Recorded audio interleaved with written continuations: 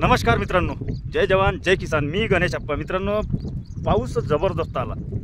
कालचा जो पाऊस आहे ना, तो मस्त पाऊस आला. आणि या पावसामुळे झालं काय की जे कपासीच्या लागवडी केल्या होत्या आणि कपासीच्या लागवडीला त्या सरकीला कोंबसुद्धा फुटले होते.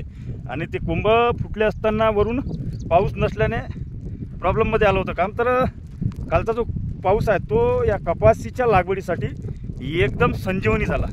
आणि पाऊस एवढा चांगला झाला की सर्रास पेरणीला सुरुवात झाली. सर्रास म्हणतो मी, कारण आमच्या इकडे पेरण्या आटोपल्या नव्हत्या. पेरण्याला सुरुवात काही लोकांनी केली होती, परंतु आमच्याकडे आमचा जो भाग आहे यवतमाळ जिल्हा नेर तालुका म्हणजे विदर्भातला जो एरिया आहे, आणि इकडे वाशिम जिल्ह्यातनी पेरण्या सरासरी आटोपल्या होत्या.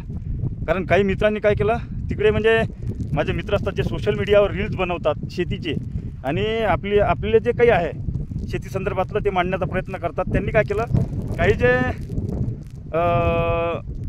हवामान अंदाजक लोक आहेत त्यांनी काही तारखा सांगितल्या होत्या, 7 तारीख 12 तारीख 15 तारीख वगैरे वगैरे. तर त्यानुसार त्यांनी 10 तारखेच्या आसपास 10-12 तारखेच्या आसपास पेरणीला सुरुवात केली. त्यामध्ये झालं असं का पाऊस सर्वत्र पडला नव्हता. पाऊस कोणत्या कोणत्या भागात पडला होता, ठीक पडला होता, कुठे कुठे पाऊस कमी पडला होता. त्याच्यामुळे काही लोकांच्या पेरण्या साधल्या वाशिम जिल्ह्याकडे सुद्धा. आणि हा जो आमचा पट्टा आहे सध्या इकडे लगतच वाशिम जिल्हा आहे जो कारंजा तालुका आम्हाला लागून आहे. हा आमचा नेर तालुका जो यवतमाळ जिल्ह्यातला आहे, आणि लागूनच इकडे अमरावती जिल्हा आहे. आता सध्या मी अमरावती जिल्ह्याच्या सीमेवर आहे. माझं एक शेत आहे, तो जो धुरा दिसते ना आपल्याला, तिथून तिकडे अमरावती जिल्हा चालू होते, आणि त्या बांधापासून इकडे यवतमाळ जिल्हा चालू होते.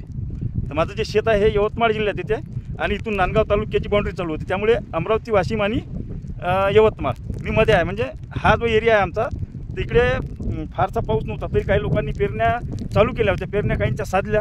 सर्वत्र पाऊस आला नव्हता, कुण्या कुण्या भागात आला होता. त्याच्यामुळे झालं असं की काही मित्रांना दुबार पेरणीचं संकट आलं, मोळ आली. दुबार पेरणीसुद्धा त्यांना केली. आणि कालचा जो पाऊस आहे, ज्यांचे पिकं निघाले होते पण पाण्याच्या प्रतीक्षेत होते, आणि ज्यांना दुबार पेरणी करायचं काम पडलं होतं त्यांनासुद्धा, आणि जे आजपासून पेरणीला सुरुवात केली, आज आम्ही 10 बॅग पेरल्यात सोयाबीनच्या.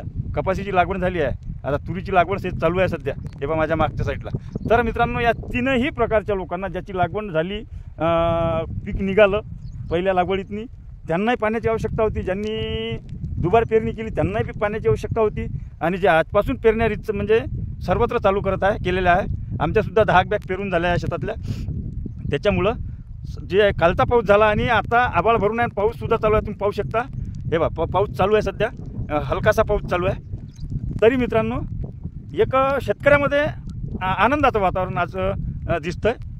आणि कसं आहे मित्रांनो, दुबार पेरणीचं संकट खूप कठीण असते, कारण पहिल्याच पेरणीला कसं व्यवस्था झालेली असते. त्याच्यामुळे दुबार पेरणी ही सहन होत नाही शेतकऱ्यांना, पण नाईलाजानं ते करावी लागते. आणि राहिला सरकारचा विषय, सरकारकडून काही अपेक्षा करण्यासारख्या दिसत नाही. कारण कृषी मंत्र्याचं कालचं वक्तव्य आहे की शेतकऱ्यांनी कर्ज भरा.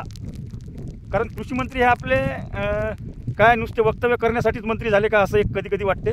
कारण आत्ता मोठं आंदोलन होण्याच्या स्थितीत होतं, आणि त्या आंदोलनाला चांगला वेगसुद्धा आलेला होता बच्चू कडू यांच्या.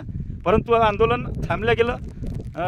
जे अन्नत्याग आंदोलन होतं ते थांबलं गेलं, कारण सरकारकडून लेखी देण्यात आलं होतं की आम्ही कर्जमाफी करू.